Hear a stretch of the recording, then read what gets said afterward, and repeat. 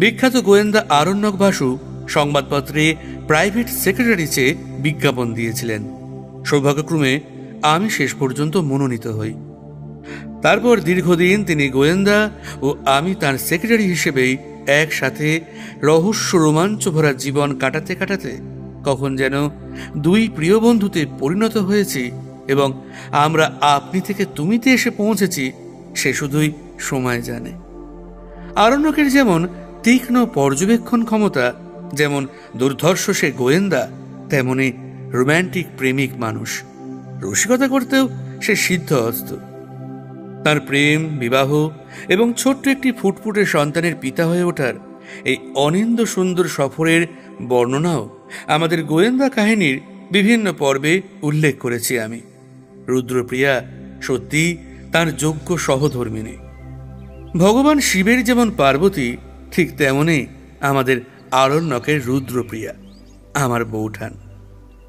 যাই হোক, অনেকটা ভনিতা হলো। আসুন আমাদের আজকের গল্পটা শুরু করি বলা। সকাল 8টার মধ্যে তৈরি হয়ে বৈঠক ঘরে বসে আমেজ করে একটা সিগারেট ধরিয়েছি।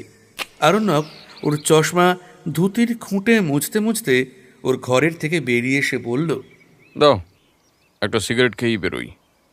এত তাড়াতাড়ি স্টেশনে গিয়ে কি লাভ? 7:50। আরণ্যকের শ্যালক সুরঞ্জন সেন মেসেঞ্জারে সুদৃশ্য বাগান বাড়ি করেছেন, এখন সেখানেই থাকেন। ওর কাছেই ঘুরতে গেছে রুদ্রপ্রিয়া অমলকে নিয়ে।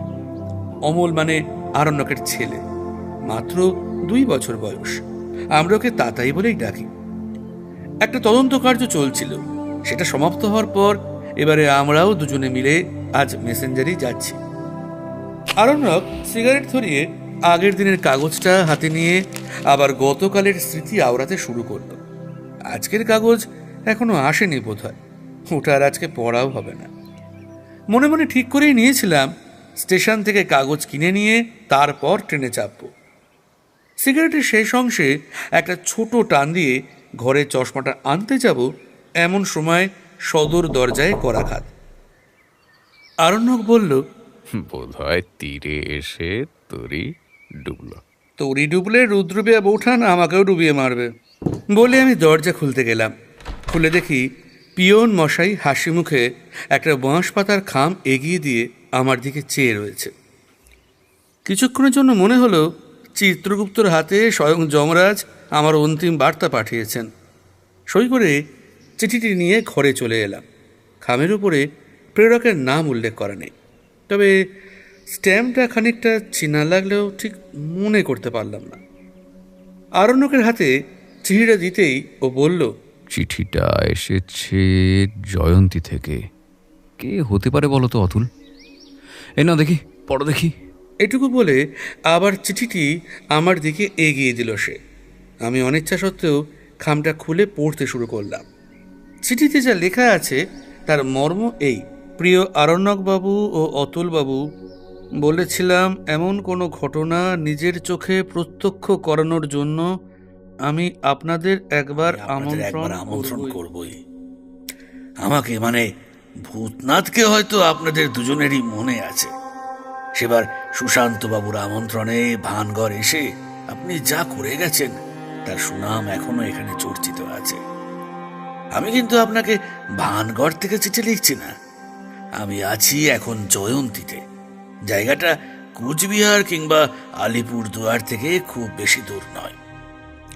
সত্যিকারের ভূত যদি দেখতে চান তাহলে আমি অনুরোধ করব এখানে একবার আসুন। নিচে আমার শ্যালকের টেলিফোন নাম্বার রইল, এই নাম্বারে টেলিফোন করে আপনাদের আগমন বার্তা নিশ্চিত করবেন। থাকা খাওয়ার কোনো অসুবিধা হবে না, সেই নিয়ে কোনো প্রকার চিন্তা করার কোনো কারণ নেই। আর বিশেষভাবে বলে রাখি, এখানে এখন হাড় হিম করা ঠান্ডা, দয়া করে শীত বস্ত্র সাথে করে নিয়ে আসবেন। এটি আপনার বন্ধু ও শুভানুধ্যায়ী ভূতনাথ শাস্ত্রী। ইতি আপনার বন্ধু ও শুভানুধ্যায়ী ভূতনাথ শাস্ত্রী। চিঠিটা পড়ে আমি আরণ্যকের দিকে চাইলাম, দেখলাম মিটিমিটি হাসছে। নিশ্চয়ই এই হাসির পেছনে ভানগড়ে সেই অদ্ভুত ঘটনাটি লুকিয়ে আছে, তা বোঝাই যাচ্ছে। বললাম, কি ভাবছ? একবার যাবে নাকি ওখানে? মোটের উপর ভূতনাথ বাবুর আমন্ত্রণ রক্ষা করার প্রতিশ্রুতি আমরা দিয়ে এসেছিলাম, তাই সেখানে যাওয়াটাই আমাদের জন্য সম্মানজনক। তুমি তোমার বৌঠানকে বলো আর সপ্তাহখানেক মেসেঞ্জারে থাকুক, তারপর না হয় ওকে গিয়ে নিয়ে আসা যাবে। কেন? তা কেন? ওকে নিয়ে গেলেই তো হয়। সে মন্দ বলনি, কিন্তু তাতাইকে নিয়ে গেলেই আবার কোনো না কোনো অসুস্থতা বাঁধিয়ে বসবে। সেক্ষেত্রে তাতাইকে সুরঞ্জনের কাছে রেখে রুদ্রপ্রিয়াকে নিয়ে যাওয়াই যায়। আমি বৌঠানকে টেলিফোন করলাম। ওর কথায় এটা স্পষ্ট বুঝতে পারলাম, পারলে সে এখনই এসে আমাদের চিবিয়ে খায়।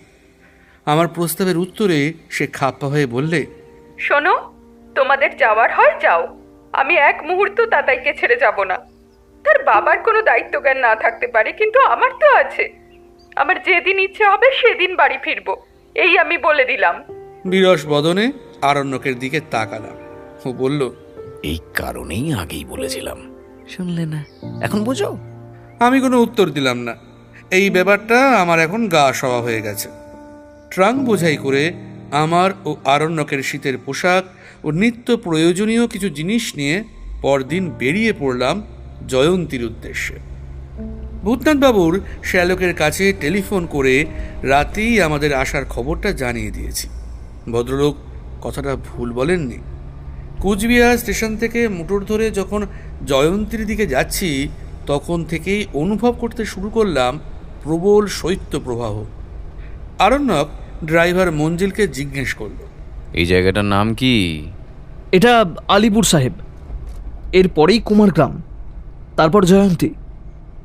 পৌঁছাতে পৌঁছাতে সন্ধে হয়ে যাবে সাহেব। আরণ্যক একটা সিগারেট ধরিয়ে জানালা দিয়ে বাইরের দিকে চাইল। বেলা ফুরিয়ে এলো কুমারগ্রাম ছাড়তেই। মাঝে রাস্তায় এক জায়গায় দাঁড়িয়ে আমরা চা বিস্কুট সহযোগে খানিকক্ষণ বিশ্রাম করে নিয়েছি এবং তারই সাথে ট্রাঙ্ক থেকে গরম পোশাক বের করে গায়ে চাপিয়ে নিয়েছি দুজনে। শীতের বিকেলে রোদের ঝাঁঝ কমে আসার সঙ্গে সঙ্গে কনকনে ঠান্ডা, প্রকৃতির তেজ আরও যেন বেড়ে উঠল। পরন্ত সূর্যের লাল আভায় আঁকাবাঁকা রাস্তাগুলো যেন গা এলিয়ে দিয়েছে। রাস্তার পাশে ধুলোটে গড়নে ঘন হয়ে বেড়ে উঠেছে বুনো কুল গাছের ঝোপ। গ্রামের অধিবাসীরা মাঠের থেকে গরু ছাগল নিয়ে ফিরছে যার যার বাড়িতে। সত্যি সিমেন্ট বালির কলকাতা শহর পেরিয়ে এসে এমন দিগন্ত বিস্তৃত শ্যামল ছায়াচ্ছন্ন পরিবেশে পৌঁছালে যে কোনো শহুরে মানুষের মন আনন্দে আত্মহারা হয়ে ওঠে। কিন্তু একই সাথে এমন ফাঁকা নির্জন জায়গায় যদি ভূতনাথ বাবু কোনো অলৌকিক উপস্থিতির সম্ভাবনা দাবি করেই থাকেন, তাহলে সেটা এক বাক্যে অস্বীকার করা সম্ভব নয়। গাড়ির কাঁচ বন্ধ, গাড়ির আলো সামনের যেটুকু স্থানে পড়ছে সেটুকু জায়গা ছাড়া বাকি সবটাই কুয়াশাচ্ছন্ন। বাইরের পরিবেশ হঠাৎ অন্ধকার হয়ে আসায় আমরা বলা যায় বাধ্য হয়েই সেই আলোকিত স্থানটুকুর দিকে চেয়ে আছি। এমন সময় হঠাৎ মনে হলো বুকে হেঁটে আমাদের গাড়ির সামনে দিয়ে দ্রুত কেউ রাস্তা পেরিয়ে চলে গেল। মঞ্জিল সজোরে গাড়ির ব্রেক কষতেই ধাক্কা খেলাম। সামনের আসনের কোনো এক শক্ত ধাতব বস্তুতে। মঞ্জিল বলল, ওটা কি গেল সাহেব? আপনারা দেখেছেন? আরণ্যক নিমেষেই গাড়ির থেকে নেমে পড়তেই বললাম, আরণ্যক, আরে আরে অজানা জায়গায় এভাবে গাড়ি থেকে নেমো না। না, তুমি না কথা শুনবে না, তোমার জন্য আমাকেও। বলে আমিও নামলাম গাড়ি থেকে। মাথায় বেশ চোট পেয়েছি। ব্যথার জায়গায় হাত দিয়ে কয়েকবার পরীক্ষা করে নিলাম সেখান থেকে রক্ত বেরোচ্ছে কিনা। সন্ধ্যা নেমেছে ঠিকই, কিন্তু এখনও বাইরেটা অস্পষ্ট হলেও দেখা যাচ্ছে। সামনে ঘন কুল গাছের জঙ্গল। যেটা ঘটল সেটা যে কেবল চোখের ভুল নয়, তার প্রমাণ দিচ্ছে ওই কুল গাছের দুলতে থাকা ডালপালাগুলো। গাড়ির ভেতর থেকে মঞ্জিল বলল, উঠে আসুন সাহেব, এখানে দাঁড়িয়ে কাজ নেই, আসুন আসুন উঠে আসুন। আরণ্যকের মনে কৌতূহলের ঢেউ উঠছে ঠিকই, কিন্তু আমি সেই মুহূর্তে তার ইচ্ছেকে প্রশ্রয় দেওয়ার অবস্থায় নেই। তাছাড়া সত্যি তো অজানা অচেনা জঙ্গুলে এলাকা, কে জানে কোনো বন্য জন্তু জানোয়ারও তো হতে পারে। ওকে হাত ধরে টেনে গাড়িতে বসিয়ে আমিও উঠে এলাম নিজের স্থানে। মঞ্জিল এক মুহূর্ত দেরি না করে দ্রুত গাড়ি গড়ালো সেখান থেকে। এক বুক কৌতূহল চাপা দিয়ে সন্ধ্যা 6:30 নাগাদ পৌঁছলাম জয়ন্তীর ঘাটে। ভূতনাথবাবু টেলিফোনেই বলে দিয়েছিলেন এই জায়গায় এসে আমাদের জন্য অপেক্ষা করবেন উনি। আমাদের মোটর এসে দাঁড়াতেই লক্ষ্য করলাম চাদর মুড়ি দেওয়া লম্বা লম্বা দুজন লোক আমাদের গাড়ি লক্ষ্য করে এগিয়ে আসছে। ভূতনাথবাবুর হাসি মুখখানা একবার দেখলে তা ভোলার উপায় নেই। ফর্সা টুকটুকে গায়ের রঙের সাথে ঈষৎ লালচে গাল ও নাকের দুপাশে দুখানা গোল গোল রহস্যময় চোখ, দেখলেই মনে হয় উনি সত্যি এক বিরাট অভিজ্ঞতা সম্পন্ন ভিন্ন স্বাদের ব্যক্তিত্ব। আরণ্যক গাড়ি থেকে বেরোতে যাবে এমন সময় উনি কিছু একটা বললেন, কিন্তু দরজা জানলা সব বন্ধ থাকার কারণে কিছুই শুনতে পেলাম না। মঞ্জিল দরজা খুলে বাইরে বেরোতেই শুনলাম, গাড়িতেই বসুন আরণ্যকবাবু, আর একটু যেতে হবে সামনে। বলে ওনারা দুজন দরজা খুলে আমার পাশে চেপে বসলেন। ভূতনাথবাবু বললেন, কি ব্যাপার অতুলবাবু, কেমন আছেন? আচ্ছা, আপনাদের রাস্তায় কোনো অসুবিধা হয়নি তো? না না, আমাদের কোনো অসুবিধা হয়নি। তা আপনারা এখানে হেঁটে এসেছিলেন নাকি? হ্যাঁ, ওই আর কি। এত শীতে কি আর সাইকেল চালানো যায়? তাছাড়া দুজনে মিলে সাইকেলে ছুটতে সময় লাগবে, তাই ওটা ব্যবহার করিনি আর। খামোকা ছুটতে যাবেন কেন? আরে সেটা দেখাতেই তো আপনাকে এখানে ডেকেছি মশাই। যাক, তার আগে আপনাকে পরিচয় করিয়ে দিই। এ হলো আমার শ্যালক নিধিরাম। এই অঞ্চলের মহারাজের একটি শিকারের আস্তানা আছে, সেটাকে একটা বাগান বাড়ি বললেও ভুল হবে না।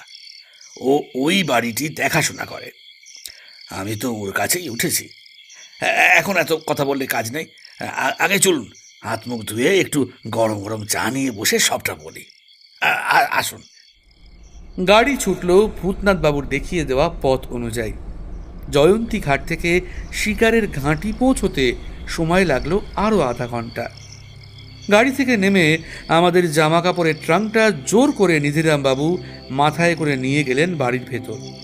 প্রথমে ভূতনাথবাবুর থেকে পাওয়া ওই রোমহর্ষক চিঠি, তারপর রাস্তায় ঘটে যাওয়া এই ঘটনা, আর এখন এই বৃদ্ধ দানবের মতো সামনের দিকে ঝুঁকে পড়া এখানকার কথিত মহারাজার শিকারের আস্তানা।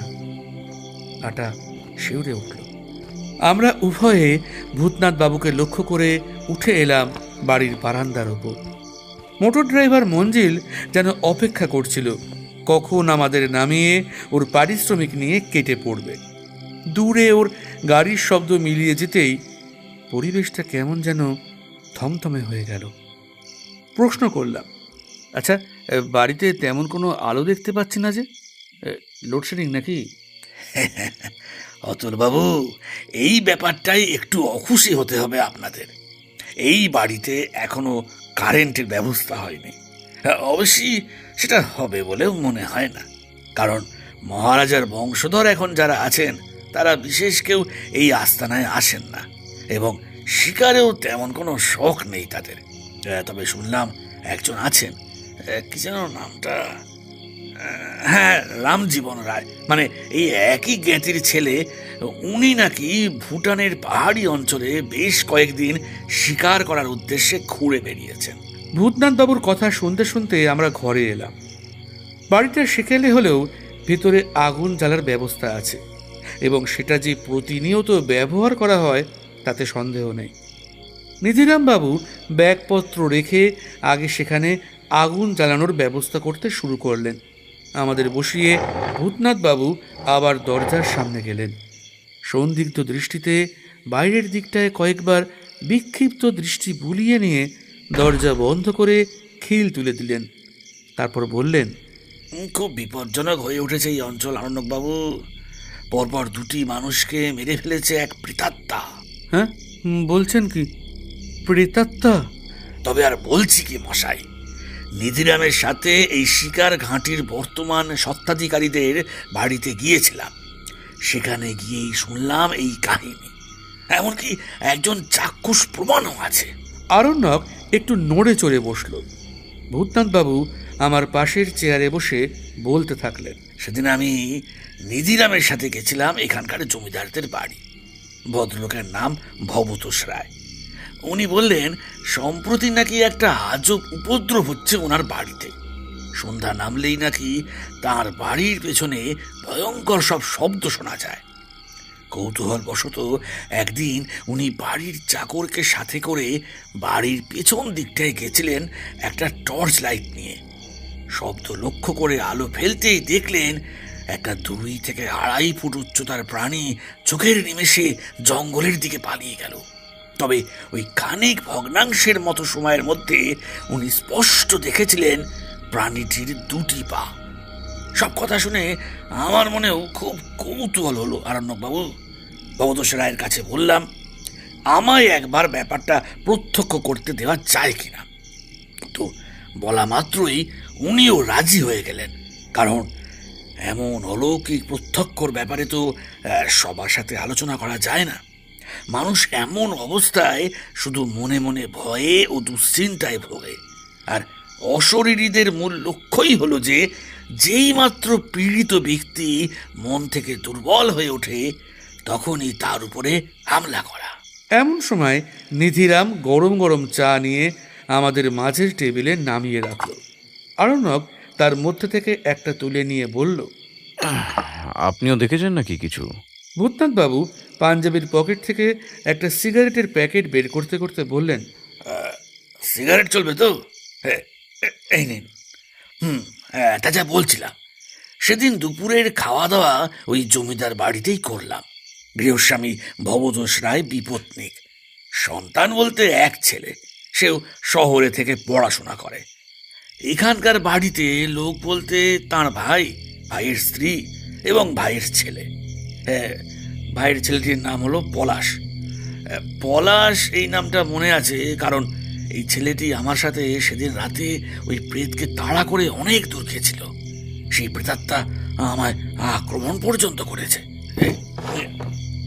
এই দেখুন। বলে ভূতনাথবাবু উঠে গিয়ে ওনার ব্যাগের মধ্যে থেকে একটা ছোট ছুরি বের করে আনলেন।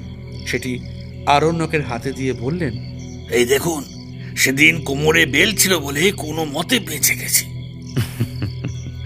প্রেতাত্মা ছুরি দিয়ে কাউকে আক্রমণ করে এমনটা তো শুনিনি। তাছাড়া সেখানে তো পলাশ নামের ছেলেটিও ছিল, তাকেও তো আক্রমণ করতে পারত।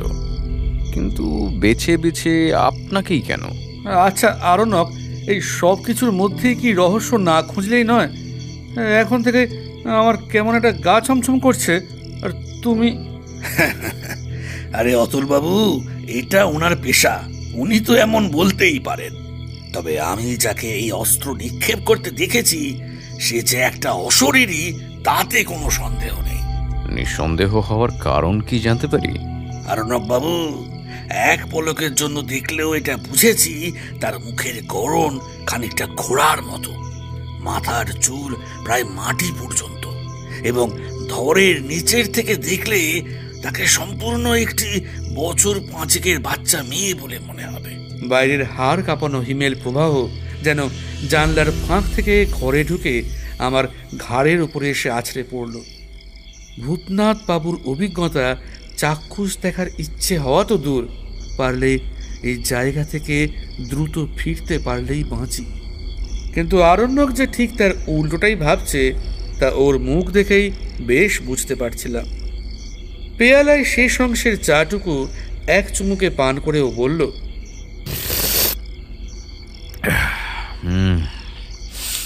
একবার প্রেতাত্মার সাথে তাহলে সাক্ষাৎ না করলেই নয়, কি বলো অতুল? তুমি যাবে যাও, আমার কোনো ইচ্ছে নেই। এমন সময় বাইরে গাড়ির শব্দ পেলাম। নিধিরাম ভূতনাথ বাবুর দিকে একবার তাকিয়ে দরজা খুলল। দেখি মঞ্জিল এসে দাঁড়িয়েছে ভয়ার্ত মুখে। নিধিরাম অত ভালো করে তখনও মঞ্জিলকে দেখেনি, তাই বিস্ময়ে চমকে উঠে বলল, কে তুমি? আরণ্যক উঠে গিয়ে বলল, কি হয়েছে মঞ্জিল, তুমি বাড়ি ফেরোনি? স্যার, খুন খুন হয়ে গেছে একটা, একদম আমার চোখের সামনে ঘটলো স্যার। একটা ছেলে জয়ন্তীর দিকে হেঁটে আসছিল। আমার গাড়ির আলোতে তাকে যেই দেখতে পেলাম ঠিক ঠিক তখনই ছেলেটি মুখ থুবড়ে রাস্তার উপরে পড়ে গেল। রাস্তায় বেরিয়ে দেখি স্যার, ছেলেটির কোমরের নিচে কোথা থেকে একটা ছুরি এসে ঢুকে গেছে এবং ওই কয়েক মুহূর্তের মধ্যেই ছেলেটি মারা গেল। নিধিরাম আর মঞ্জিল, তোমরা এখানকার থানা চেনো তো? হ্যাঁ স্যার, চিনি। চলো দেখি আমার সঙ্গে। আমি, আরণ্যক ও নীতিরাম মঞ্জিলের সাথে বেরিয়ে পড়লাম থানার উদ্দেশ্যে। খুব বেশি দূর নয় স্থানীয় থানা। মিনিট 15-র মধ্যে পৌঁছে গেলাম সেখানে। যে মোটাসোটা ভদ্রলোক আমাদের গাড়ির শব্দ শুনেই এগিয়ে এলেন, তার নাম জগদীশ সেনগুপ্ত। আরণ্যকের সুনাম যে এই অঞ্চল পর্যন্ত আছে সেটা আমি ভাবতেই পারিনি। আরণ্যক তার পরিচয় দিতেই তিনি অবাক হয়ে বললেন, আরণ্যক বাসু?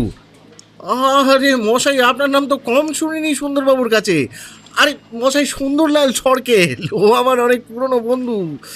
উফ উফ, কি সৌভাগ্য আমার। যাই হোক, এত সহজে কিন্তু আপনাকে ছাড়বো না। জগদীশবাবু, আমি কিন্তু আপনার জন্য একটা খুনের কেস নিয়ে এসেছি। অনুরোধ করব সময় নষ্ট না করে এখনই আমাদের সঙ্গে চলুন। খুন? কোথায়, কখন? ঘটনাস্থলে। এই ছেলেটি চেনে, আসুন। জগদীশবাবু জিপে করে কয়েকজন কনস্টেবলকে নিয়ে আমাদের পেছনে পেছনে এলেন। খুনের এলাকা আমাদের বাড়ির থেকে বেশি দূরে নয়, অর্থাৎ মঞ্জিল আমাদের নামিয়ে যখন ফিরছিল তখন হয়তো খানিকটা আসার পর আর বেশি জোরে মোটর চালাতে পারেনি। আর চালাবেও বা কী করে? এমন দুর্ভেদ্য কুয়াশা সত্যি বলতে লোকের মুখে শোনা ছাড়া নিজের চোখে কোনোদিনও দেখিনি।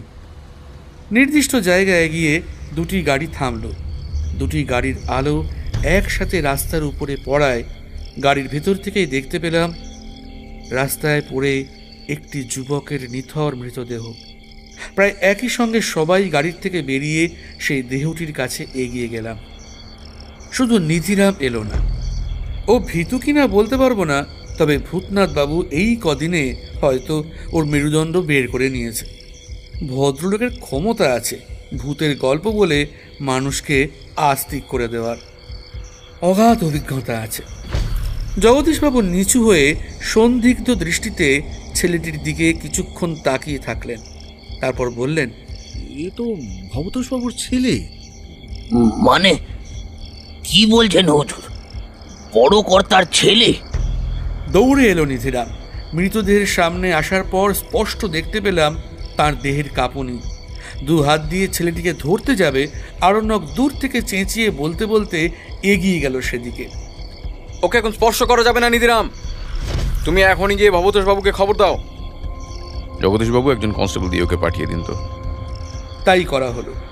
এবার আরণ্যক খুঁটিয়ে দেহটি একবার দেখল, তারপর বলল, ছুরিটা একদম সোজাসুজি বিঁধেছে ছেলেটার পায়ে। অর্থাৎ যদি ভুল না করি, আততায়ীর উচ্চতা খুব বেশি নয়। কিন্তু পায়ের এখানে একটা ছুরির আঘাতে কি মানুষের মৃত্যু হতে পারে আরণ্যকবাবু? না, পারে না। সেই কারণেই দেহটিকে দ্রুত ফরেন্সিকে পাঠানোটাই ঠিক হবে। যদি আপনার আপত্তি না থাকে তবে এই তদন্তে আমি আপনাকে মদত জোগাতে রাজি আছি। জগদীশবাবু যে সম্পূর্ণ ঘেঁটে আছেন সেটা তার মুখের অভিব্যক্তি দেখেই বুঝতে পারছিলাম। এই গণ্ডগ্রামে খুন হয়তো কোনো কালেই হয়নি, সেই কারণেই ওনার চেহারায় এমন অপ্রস্তুতির ছাপ। আরণ্যকের কথা শুনে ওনার চিন্তার ছাপ একটু হলেও কমল। বললেন, আরণ্যকবাবু, এই অঞ্চলে এমন রহস্যজনক কখনোই কিছু হতে দেখিনি বা শুনিও নি। দীর্ঘ 15-16 বছর ধরে আমি এখানে আছি। আপনি আছেন যখন, আমি চাইব এই বিষয়ে কতদূর কি করলে দ্রুত এই আসামিকে গ্রেপ্তার করা যায় সেটার ব্যবস্থা করতে আমায় সাহায্য করুন। বেশ, তবে তাই হোক।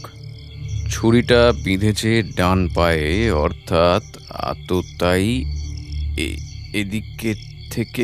দিন, টর্চটা দিন তো দেখি।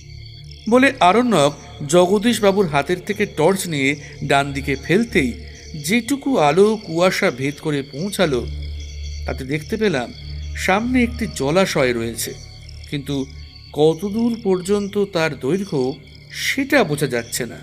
বললাম, আচ্ছা, আততায়ী কি এই জলাশয়ের বিপরীত প্রান্ত থেকে এই ছুরি নিক্ষেপ করেছে? সেটা হলেও অবাক হব না, কারণ ছুরিটির যেটুকু অংশ পায়ের মাংস ভেদ করেছে তার গভীরতা বেশি নয়। খুব কাছের থেকে যদি কাজটি করা হতো তবে এর থেকে আরও একটু বেশি গভীর হতো ক্ষতটা। তবে এমন সময় অন্ধকারের ভেতর থেকে তীরের গতিতে একটা ছুরি ঠিক আমার ও আরণ্যকের মাঝের দূরত্ব থেকে বেরিয়ে গিয়ে ছুটে চলে গেল রাস্তার বিপরীত প্রান্তের জঙ্গলে। আরণ্যক আমার হাত ধরে দ্রুত টেনে তুলল এবং ঠিক একই মুহূর্তে জগদীশবাবু সেই নির্দিষ্ট দিক লক্ষ্য করে অন্ধকারে ছুঁড়লেন একটি গুলি। আরণ্যক লক্ষ্যভ্রষ্ট ছুরির দিকে লক্ষ্য করে টর্চ নিয়ে ছুটে গেল রাস্তার বিপরীত দিকের জঙ্গলে। আমরাও গেলাম পেছন পেছন। দেখলাম একটি মোটা কুল গাছের গোড়ায় ছুরিটি পড়ে আছে। আরণ্যক 2 আঙুলের সাহায্যে সন্তর্পণে ছুরিটি চোখের সামনে তুলল, তারপর নাকের কাছে নিয়ে একবার শুঁকে বলল, ছুরিটি মাধ্যম জগদীশবাবু, মৃত্যু হচ্ছে এই ছুরির বিষে। জগদীশবাবু মাথা খানিকটা ঝুঁকিয়ে বললেন, ছুরির আবার বিষ হয় নাকি মশাই? না হওয়ার কিছু নেই, ওই বোধহয় আপনার গাড়ি ফিরছে। আমরা রাস্তায় এলাম। কুয়াশার ঘন চাদর ভেদ করে বাঘের চোখের মতো 2টি হলদে আলোকবিন্দু রাস্তা দিয়ে এগিয়ে আসছে দেখলাম। জিপে করে এলো মোট 5 জন। নিধিরাম ও পুলিশ কনস্টেবল ছাড়াও 2 জন বয়স্ক লোক ও একটি যুবক। তাদের মধ্যে একজন মৃতদেহের সামনে হাঁটু মুড়ে বসে পড়ল। কি হয়ে গেল ঈশ্বর, এটা কি করলে তুমি আমার সঙ্গে? বারণ করেছিলাম এখন আসিস না। প্রতাপ, তুই আমায় একা ছেড়ে যাস না বাবা, আমায় একা ছেড়ে যাস না।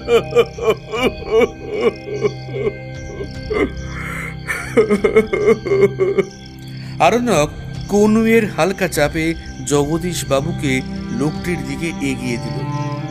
জগদীশবাবু ওই ভদ্রলোকের ঘাড়ে হাত রেখে বললেন, ভবতোষবাবু এত ভেঙে পড়লে চলবে না, আপনাকে শক্ত হতে হবে। ভবতোষবাবু, আপনি আপনার দাদাকে একটু শান্ত করুন। ওরা শরীরটা খারাপ হয়ে পড়লে আমাদের কাজ এগোতে মুশকিল হয়ে যাবে যে। জগদীশবাবুর কথায় দ্বিতীয় বয়স্ক ব্যক্তিটি গিয়ে হাত ধরে ভবতোষবাবুকে তুলল। বুঝলাম ইনি জমিদার বাবুর ভাই। আরণ্যকের কথা মতো আর বিলম্ব না করে মৃতদেহ সেখান থেকে নিয়ে যাওয়া হলো পরবর্তী 15 মিনিটের মধ্যেই। যুবক ছেলেটি এতক্ষণ চুপ ছিল। গাড়িতে ওঠার সময় বলল, এই অবস্থায় দাদাকে প্রথম কে দেখেছ? আরণ্যক এগিয়ে এসে বলল, এই গাড়ির চালক মঞ্জিল। তবে সে যখন দেখেছে ততক্ষণে ওর মৃত্যু হয়ে গিয়েছে। যাই হোক, আজ আপনারা বাড়ি চলে যান, আর ভবতোষবাবু একটু সামলে উঠুন। কাল আমি আপনাদের বাড়িতে একবার যাব। প্রতাপের ব্যাপারে কিছু তথ্য আমায় জানতে হবে। এই ব্যাপারে নিশ্চিত থাকুন যে খুনি সে এমনই কোনো মানুষ যাকে আপনারা হয়তো আগের থেকেই চেনেন। নইলে শুধুই যদি প্রতাপের শত্রু হতো তবে আমাদের উপর আক্রমণ হতো না। তবে আমার ভুলও হতে পারে, দেখা যাক। এতক্ষণে ভবতোষবাবু একটু চুপ করেছেন। চুপ অর্থে মঞ্জিলের গাড়িতে তাকে বসিয়ে রেখে এলেন পরিতোষবাবু। ভদ্রলোক হতাশ হয়ে বললেন, বলছি যে আপনি কি পুলিশের লোক বা ওই গোয়েন্দা গোছের কেউ? না, আমি পুলিশের লোক নই, আমি প্রাইভেট ডিটেকটিভ আরণ্যক বাসু, এবং এই তদন্তে হয়তো পুলিশ আমায় নিযুক্ত করলেন। তবে আমি এখানে কোনো রহস্যের উন্মোচন করতে আসিনি। এসেছি ভূতের সাথে একটু সাক্ষাৎ করতে। অবশেষে সেই ভূত ও খুনি কি প্রাণী হয়ে দাঁড়ালো। নিশ্চিন্ত থাকুন, আমার মতো অদ্ভুতের সামনে সাধারণ ভূতের খুব একটা পসার জমবে না। মঞ্জিল, তুমি এনাদের বাড়ি পর্যন্ত ছেড়ে আমাদের ওখানে এসো। আমি, অতুল আর নিধিরাম এটুকু রাস্তা হেঁটেই যাব। প্রতিবাদ করলাম না। বুকে ভয় হচ্ছিল ঠিকই, কিন্তু ইষ্ট নাম জপ করতে করতে ধীরে ধীরে আমাদের আস্তানায় ফিরে এলাম। ভূতনাথবাবুকে আমি সবটা বললাম। উনি বললেন, দেখতে পেয়েছেন প্রাণীটাকে? আরণ্যক একটা সিগারেট ধরিয়ে বলল, না, দেখতে পাইনি, তবে এবার যে দেখতেই হবে তাতে কোনো সন্দেহ নেই। তা বেশ। অন্তত আপনাদের মতো গুণী মানুষ যদি এই বিষয়ে আস্থা দেখিয়ে যান, তবে আমি দেশে ফিরে গুছিয়ে গল্পটা ক্লাবে গিয়ে বলতে পারবো। হয়তো তাই।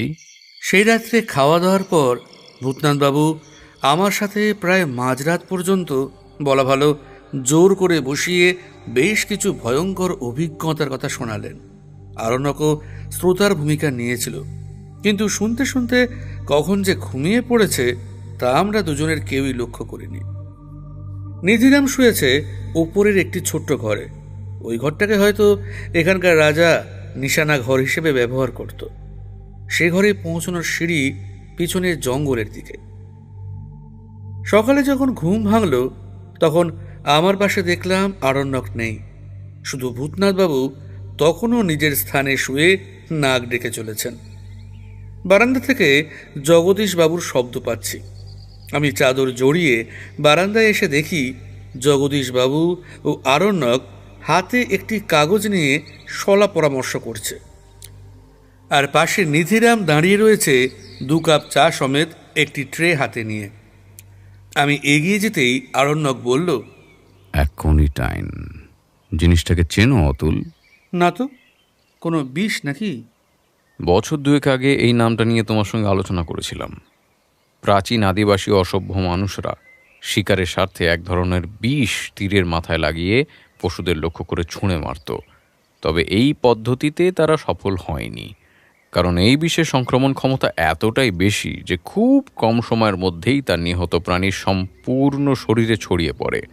ফলে সেই মাংস খাবার অযোগ্য হয়ে ওঠে, এমনকি ওই মাংস খাওয়ার পর অনেকে অসুস্থও হয়ে পড়ে। তারপর থেকে এই প্রজাতির মানুষ সিদ্ধান্ত নেয় এই বিষকে তারা ব্যবহার করবে শুধুমাত্র আত্মরক্ষার নিরিখে, আর তখন থেকেই অসভ্য জাতিদের ভয়াবহতা আরও বেড়ে ওঠে। কাল আমাদের উদ্দেশ্যে ছুটে আসা ছুরিটা নাকের কাছে নিয়েই একটা ঝাঁঝালো গন্ধ অনুভব করেছিলাম। দেখো, এটা তো একেবারেই সত্যি না। এতটুকু একটা ছুরি বেগতিক যদি কারুর হাতে বা পায়ে ঢুকে যায় তবে সেই মানুষের প্রাণ হারানোর কথা নয়। চলুন জগদীশবাবু, এবার যাওয়া যাক। তৈরি হয়ে না অতুল, আর হ্যাঁ, ভূতনাথ বাবুকেও সঙ্গে নিয়ে চলো। আমরা তৈরি হয়ে বেরোলাম। হাত ঘড়িতে সময় তখন সকাল 8:20, কিন্তু সেই সকাল ও সময়ের সাথে পরিবেশের কোনো সাদৃশ্য নেই।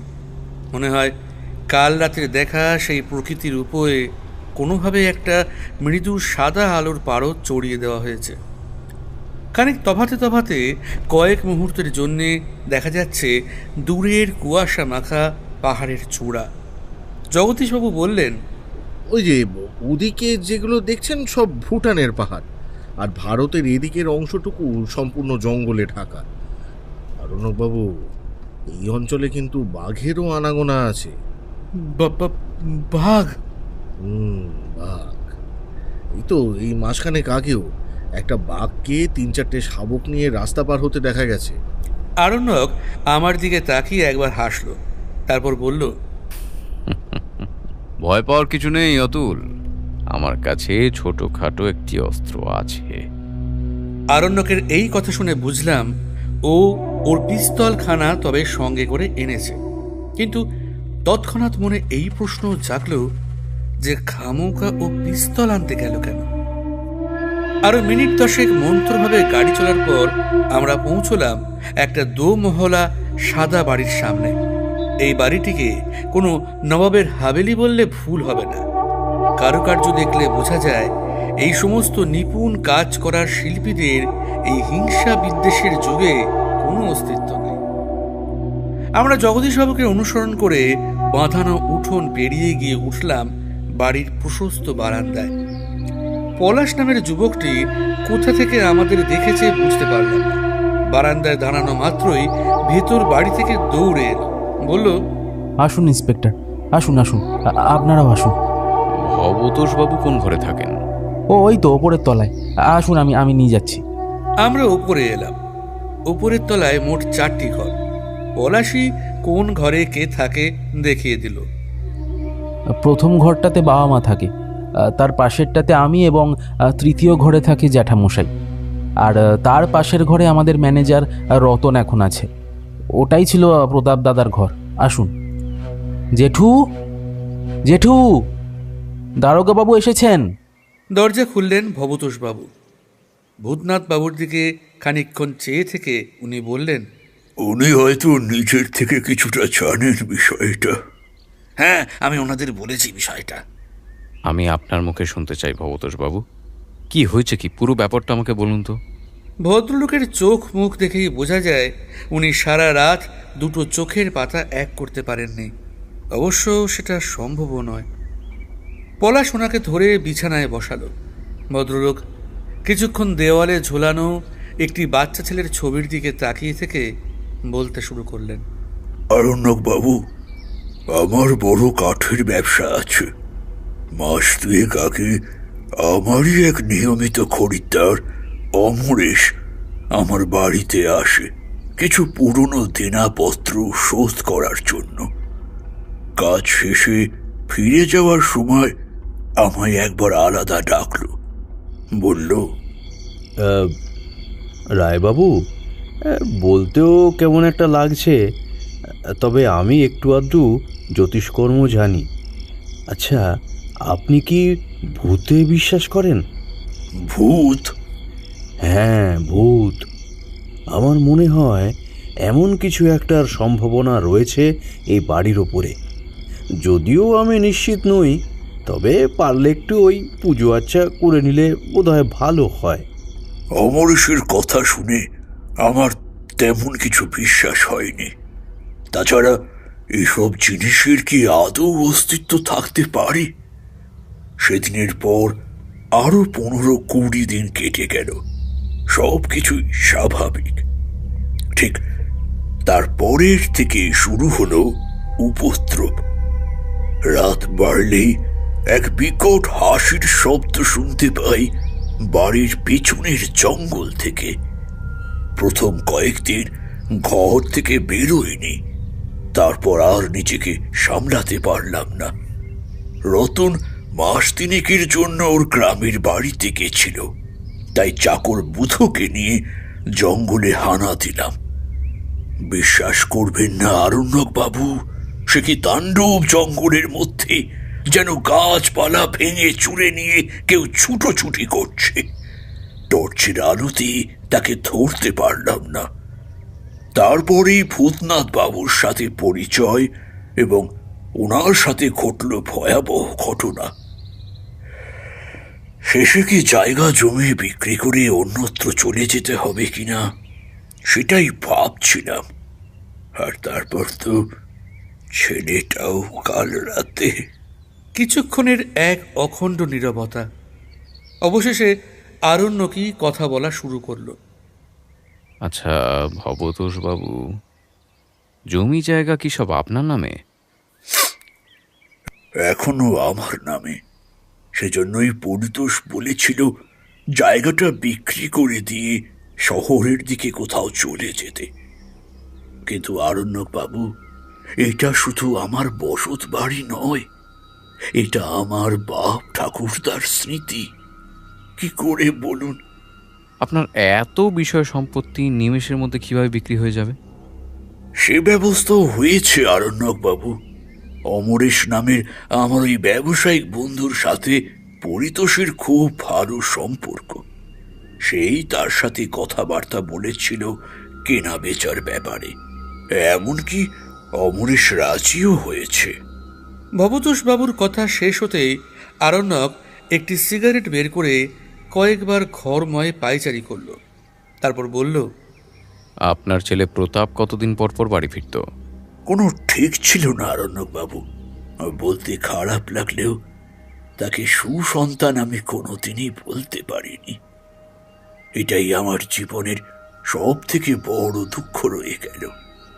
পড়াশোনার জন্য শহরে পাঠিয়েছিলাম, কিন্তু সেখানে গিয়ে মাদক ও জুয়ার খপ্পরে পড়ে নিজের জীবনকে নষ্ট করে ফেলেছিল। সেই কারণেই বিষয় সম্পত্তির ভাগাভাগি নিয়ে ভাবতে গিয়েও ভাবিনি। কোনো বিশ্বাস ছিল না যে এমন কিছু করে দিলে সে তার জায়গা জমি জোর ফিকিরে বিক্রি করে দেবে না। নিজের কাছের টাকা পয়সা যখনই ফুরিয়ে যেত তখনই তার বাড়ির বা বাবার কথা মনে পড়ত, নচেত নয়। আরণ্যক এবার সিগারেটটা ধরালো, তারপর বলল, তাহলে আপনি যে বললেন ওকে আপনি এখন আসতে বারণ করেছিলেন, কি করে খবর পেলেন যে আপনার ছেলে বাড়িতে ফিরছে? উত্তরটা দিল তার পাশে দাঁড়িয়ে থাকা ছেলেটি, অর্থাৎ পরিতোষবাবুর ছেলে পলাশ। সে বলল, দাদা আমায় চিঠি পাঠিয়েছিল যে সে আসছে। আমি জ্যাঠামশাইকে বলেছিলাম কথাটা পড়ে। জ্যাঠামশাই তার উদ্দেশ্যে পাল্টা চিঠিও লেখে, কিন্তু কিন্তু তবুও সে ওই চিঠি অগ্রাহ্য করে আসতে গেল এবং তারপর এই অবস্থা। চিঠিটা কদিন আগে পাঠিয়েছিলেন? প্রতাপের চিঠি পাওয়ার একদিন পরেই আমি তাকে চিঠি লিখি। আপনাদের চিঠিপত্র দেওয়া নেওয়া করে কে? চিঠিপত্র দিয়ে যায় তো পোস্টমাস্টার, আর কাউকে চিঠি পাঠাতে হলে আমি নিধিরামকে ডেকে পাঠাই। শেষেরটাও কি তাকে দিয়েই পাঠিয়েছিলেন? এমন সময় পলাশ হঠাৎ বলে উঠল, আমি কি একটু বাবাকে ডেকে আনবো? প্রয়োজন হলে আমি তার কাছে চলে যাব, তোমায় ব্যস্ত হতে হবে না। ছেলেটি মুখ নিচু করে দাঁড়িয়ে পড়ল। ভবতোষবাবু বললেন, নিধিরামকে ডেকে পাঠিয়েছিলাম, তবে পলাশ বলল ওই গিয়ে নিধিরামকে দিয়ে আসবে। হ্যাঁ, আমি গিয়ে নিধিরামকে দিয়ে এসেছিলাম। বেশ বেশ, তবে প্রতাপ আপনাকে শেষ যেই চিঠিটি পাঠিয়েছিল সেটা পাওয়া যায় কি? এমন সময় বাইরে থেকে একটি পরিচিত কণ্ঠ শুনতে পেলাম। আপনি এত চিঠি নিয়ে পড়েছেন কেন? মানে খুনি কি চিঠি লিখে জানিয়ে যাবে নাকি যে আমি খুন করেছি? না, তবে খুনি খুন করার জন্য চিঠিটা গোপন করতেই পারে। বেশ, তবে খুঁজুন চিঠি। যত সব। চলে আয় পলাশ। পরিতোষবাবু, আপনাকেও কয়েকটা প্রশ্নের উত্তর দিতে হতে পারে তদন্তের স্বার্থে। যদি আপত্তি না থাকে আমি আপনার ঘরে আসছি। এখানেই বলুন। আপত্তি নেই? আচ্ছা আচ্ছা, জমিদারের এই সম্পত্তি কিনে নিতে পারার মতন ধনী ব্যক্তি এই জয়ন্তী অঞ্চলে আছে, এটা আপনি জানতেন? মানে অমরেশ নামের যে কাঠের ব্যবসায়ীর কাছে এই বিষয় সম্পত্তি বিক্রি করার কথাবার্তা বলেছেন, সেই যদি কিনতে রাজি হয়েও থাকে তাহলে তো সেই ব্যক্তির আর্থিক ক্ষমতা প্রচুর। হ্যাঁ, অবশ্যই, না হওয়ার কি আছে। জগদীশবাবু, আপনি কখনো শুনেছেন এই অমরেশবাবুর নাম? না, তেমন কাউকে তো চিনি না। আমি নিজেই অমরেশকে টাকা দিয়ে জায়গাটা নিজের নামে করিয়ে নিতে চেয়েছিলাম। সবই যখন বুঝতে পেরেছেন তখন আমি এটাও বলে রাখি আপনাকে যে আপনি যদি মনে করে থাকেন যে এই কারণে আমি বা আমরা কেউ ষড়যন্ত্র করে নিজের ভাইয়ের ছেলেকে খুন করেছি, তাহলে ভুল করছেন। এত উত্তেজিত হবেন না পরিতোষবাবু। এর মধ্যে যখন একবার নিজেকে নিযুক্ত করেই ফেলেছি তখন খুনিকে হাজতে না ঢুকিয়ে আমি কলকাতায় ফিরব না। আচ্ছা, তবে এই ভৌতিক উপদ্রবটাও কি আপনারই কারসাজি? না, কোনো মতেই না। এমনকি আমরা ওই একই ভয়ে জর্জরিত। আপনি আসুন আমার ঘরে, আপনাকে একটা জিনিস দেখাই। বলে উনি ঘরের থেকে বেরিয়ে গেলেন। আরণ্যক ও জগদীশবাবু তার পিছু নিলেন। ভবতোষবাবু বিছানার কোনায় নিজের সমস্ত শক্তি হারিয়ে বসে পড়লেন। পরপর এতগুলো যন্ত্রণা এই বয়সের মানুষের পক্ষে কতটা বেদনাদায়ক তা বলার অপেক্ষা রাখে না। আমি ভদ্রলোকের কাছে গিয়ে বললাম, দেখুন ভবতোষবাবু, আপনার এই শোকের সময় সান্ত্বনা দেবার কোনো ভাষা আমার কাছে নেই। তবে আরণ্যক যখন আছে এটুকু বলতে পারি, ভূত হোক কি মানুষ, ও শেষ থেকে ছাড়বে। আপনি আর দুশ্চিন্তা করবেন না, বরং আরণ্যকের উপর ভরসা রাখুন। এখন আপনি একটু বিশ্রাম নিন, একটু হলেও ঘুমানোর চেষ্টা করুন।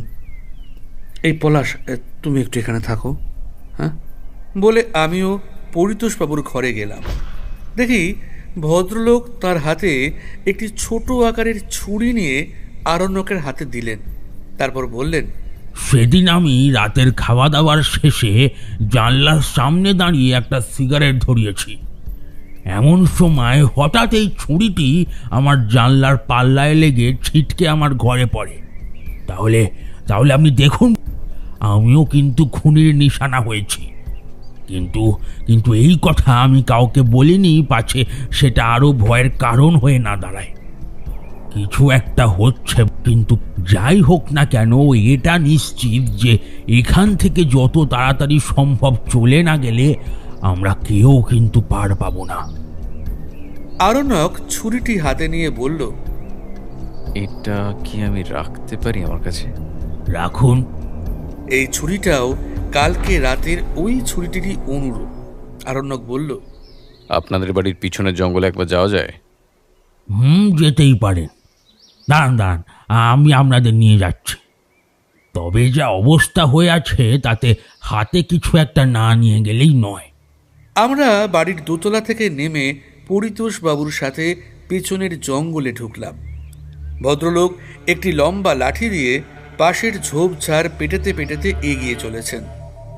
আরণ্যকের অনুসন্ধানী চোখ যে ইতিমধ্যেই একটি সাদা কাগজের দিকে আটকে গেছে তা বুঝতে পারিনি। হঠাৎ সে থমকে দাঁড়িয়ে বলল, ওই কাগজটা একটু আনুন তো। দৃষ্টি লক্ষ্য করে তাকালাম পরিতোষ বাবুর বাঁ দিকে একটি ঝাঁকড়া শাখা প্রশাখা বিশিষ্ট গাছের গোড়ায় একটা কাগজের টুকরো পড়ে আছে। পরিতোষবাবু সেটি হাতে তুলে বললেন, এ কি, এটা তো একটা চিঠি। বলে সেটি আরণ্যকের হাতে দিলেন। আরণ্যক সেই কাগজে একবার চোখ বুলিয়ে আমার হাতে দিয়ে বলল, পড়ে শোনাও দেখি। কি আছে এতে? আচ্ছা আচ্ছা দাও, পড়ছি। প্রিয় প্রতাপ বাবা, এখন তুমি জয়ন্তীতে ফিরো না।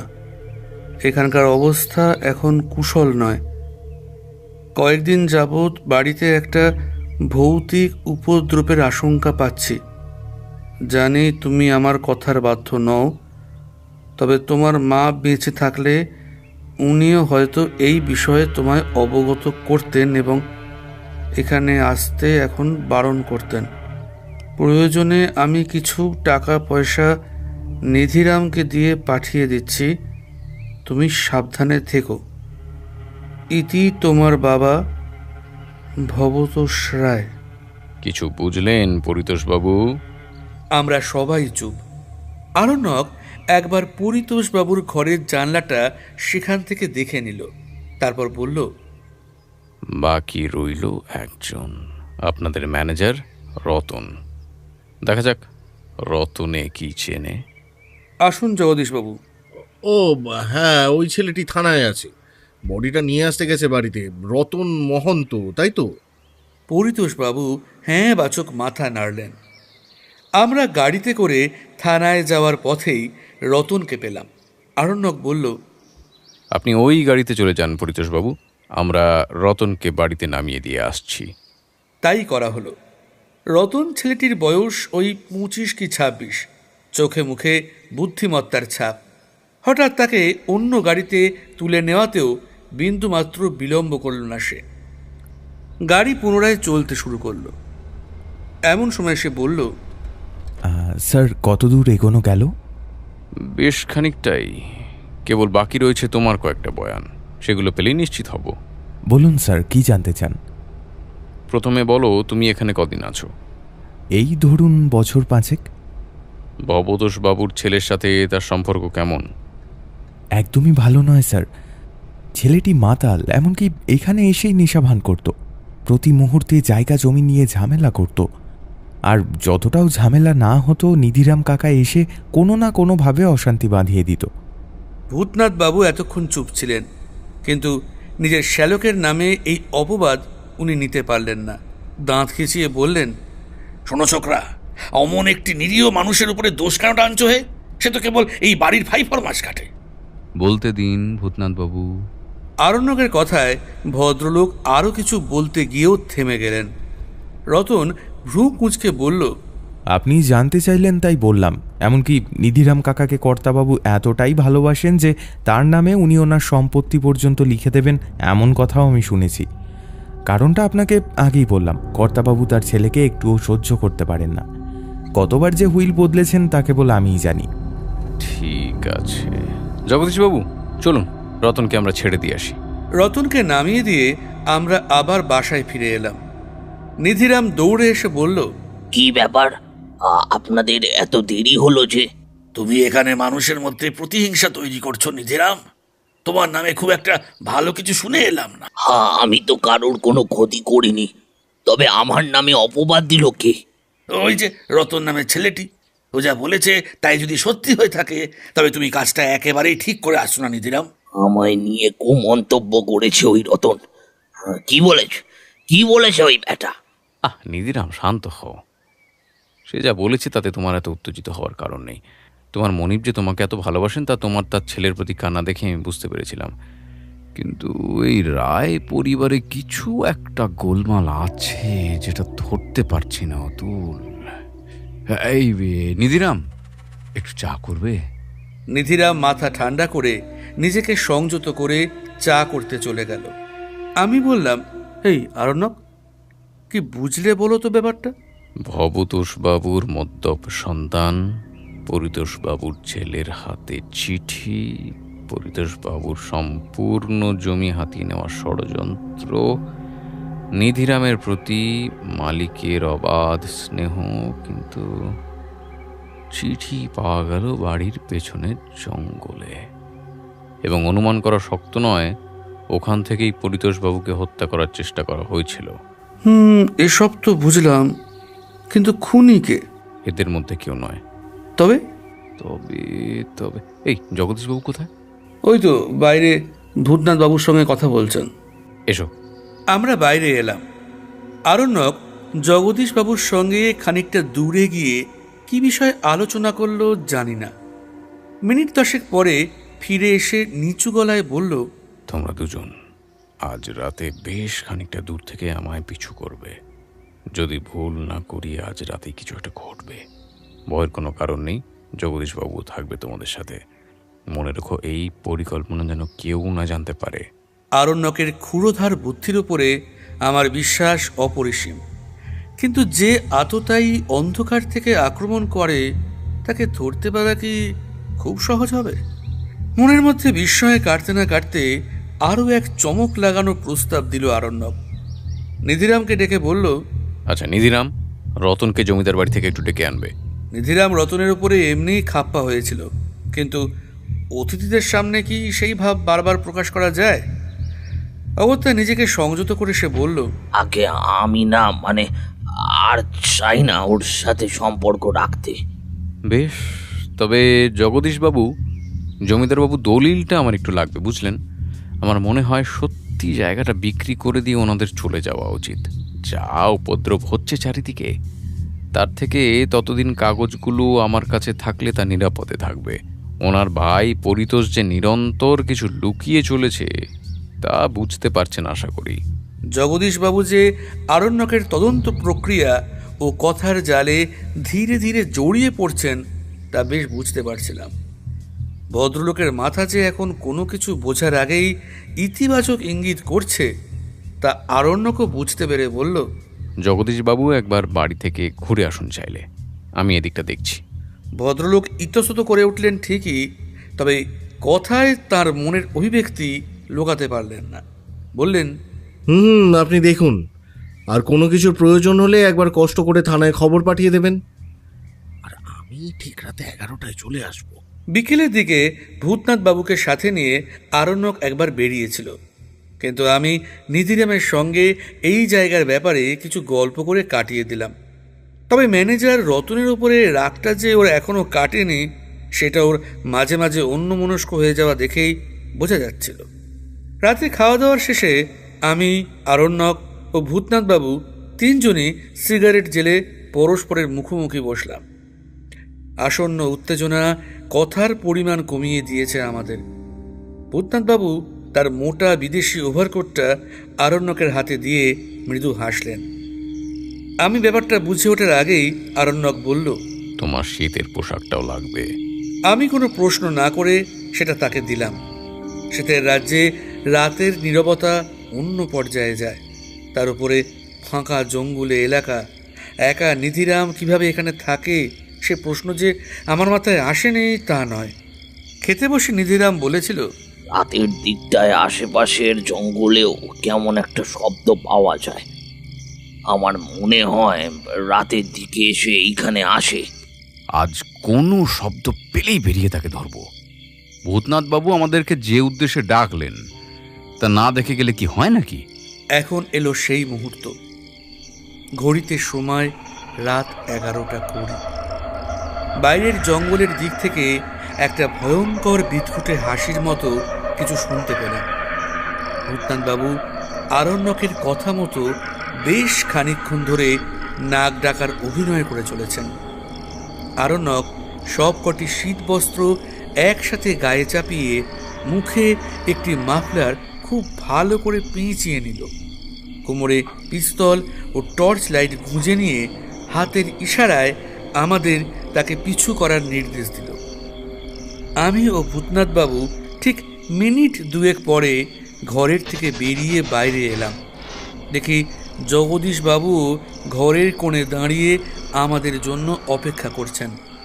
আমরা তিনজনই আরণ্যকের পিছু নিলাম। আরণ্যক মাঝে মাঝে টর্চ জেলে তার অবস্থান সম্পর্কে আমাদের নিশ্চিত করছিল।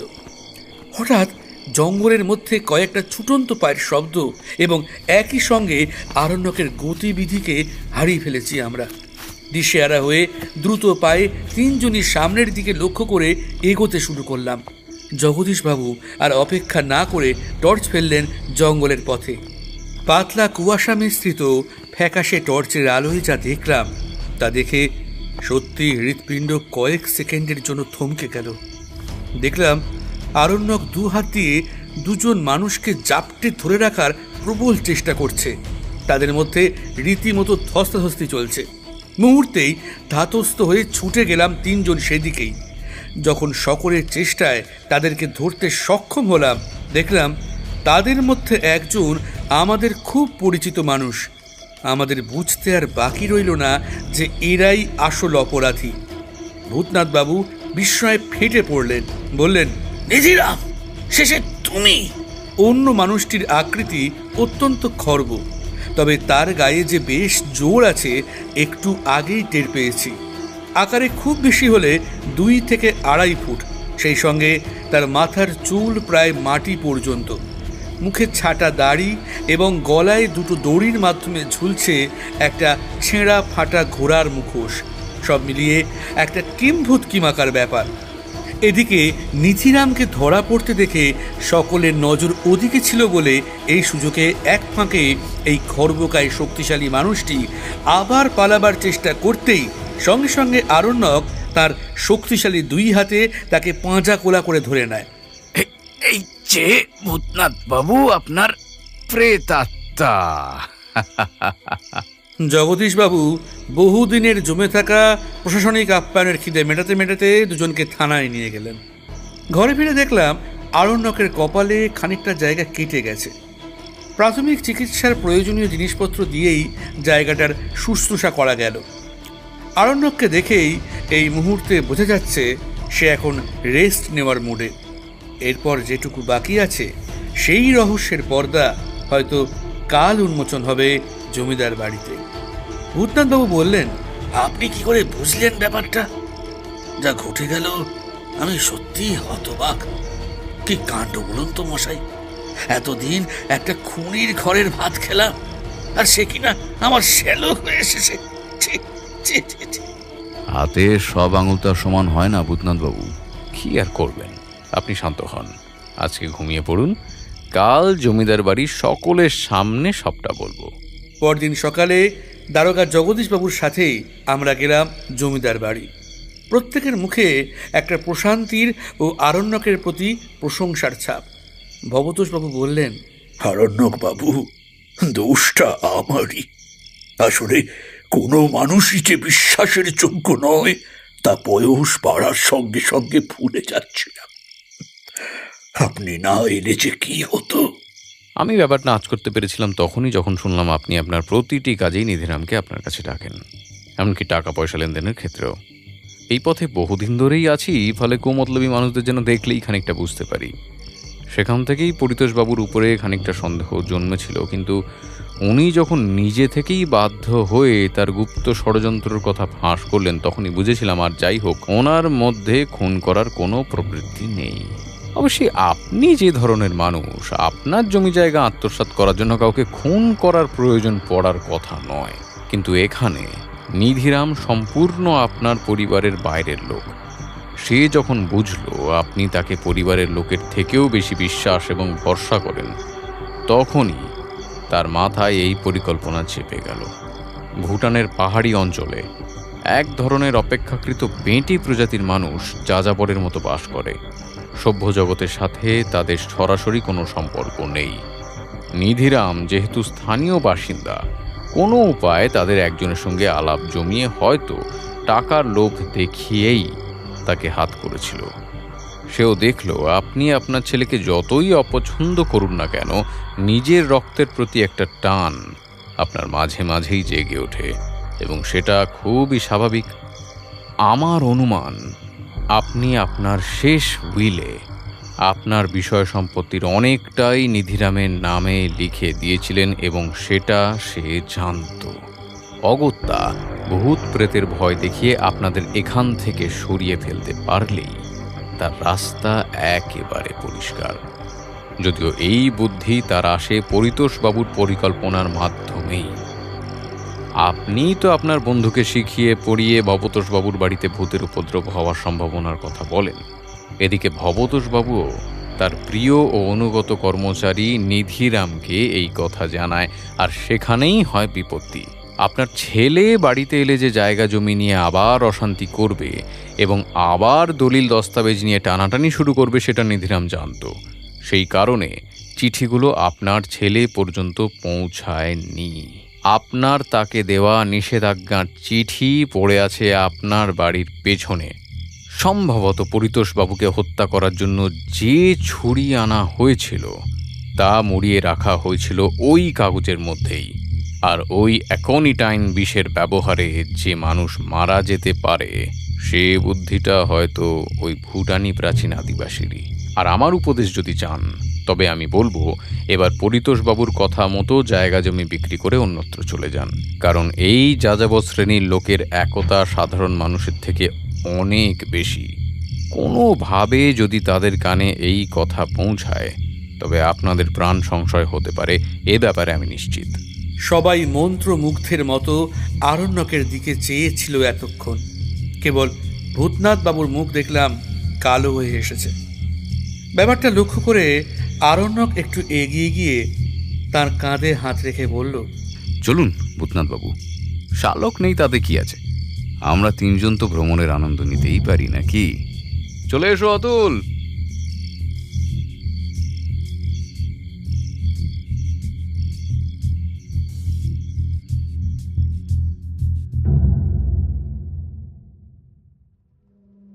রোমাঞ্চ বাংলায় এতক্ষণ শুনলে সুলেখক রাজপ্রতাপ বসুর কলমে ডিটেকটিভ আরণ্যক বাসু সিরিজের রহস্য রোমাঞ্চ কাহিনী আদিম গরল রহস্য। গল্পটি শুনে ভালো লেগে থাকলে আমাদের চ্যানেলটি সাবস্ক্রাইব করার বিশেষ অনুরোধ ও আবদার রইল তোমার কাছে বন্ধু। আজকের কাহিনীতে যারা কণ্ঠ দিয়েছে, গোয়েন্দা আরণ্যকের ভূমিকায় শুভারুণ বসু, গল্প পাঠ ও সহকারী গোয়েন্দার ভূমিকায় সৌরভ সাহা, অন্যান্য চরিত্রে অংশগ্রহণে শুভদীপ, সৌরভ সাহা, সৌরভ রায়, দিব্যেন্দু, অভিজিৎ, পার্থ, আদিত্য ও দেবস্মিতা। কাহিনীর নাট্যরূপ ও সামগ্রিক পরিচালনায় আমি সৌরভ সাহা। তাহলে আজকের মতো আসি বন্ধু, ভালো থেকো, সুস্থ থেকো, সকলকে ভালো রেখো। ফিরে আসছি খুব শিগগিরই তোমার মনের মতো আরও একটি গল্প নিয়ে। আর হ্যাঁ, গল্প মানেই রোমাঞ্চ বাংলা। শুনতে থাকো, গল্পে থাকো।